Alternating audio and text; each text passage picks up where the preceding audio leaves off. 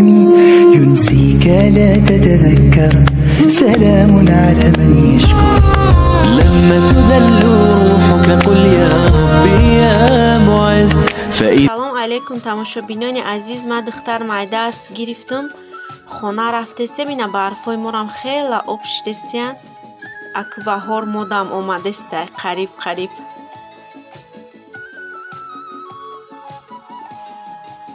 تماشابینان عزیز ما به خانه را رسیدیم ساق و سلامت خدا را شکر. حاضر سر میکنیم و یا مکرون پلاو کمتر مکرون پلاو گفت دخترم امروزی مکرون پلاو میکنیم برای ابیته.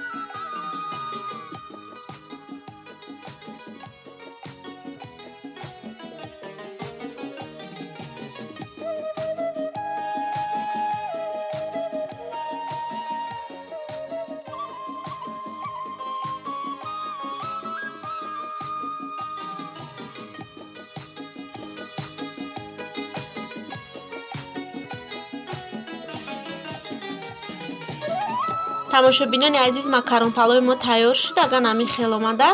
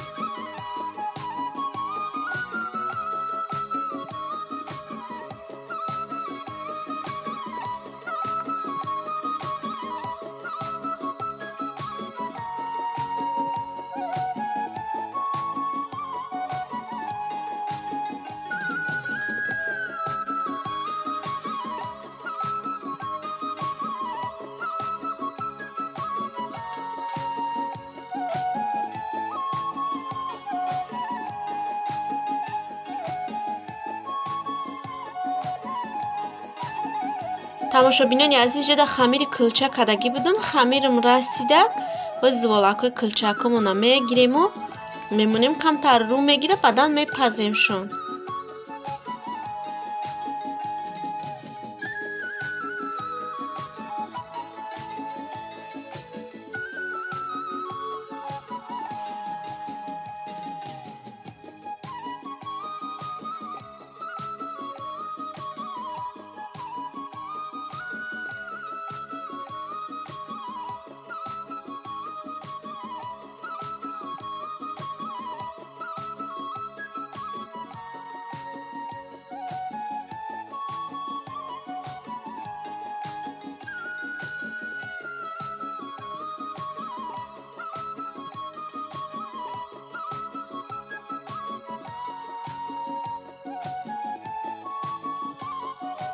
تماشابینان عزیز کلچه ها هم پخته گرفتیم همشه تیار شدن انمی خیل آمدن.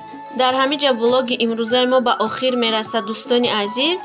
ای همت میندارم برای دستگیری ها برای سخنهای خوب شما هستین که کانال ما پیشروی داره و دستگیری شما رحمت از همت میندارم.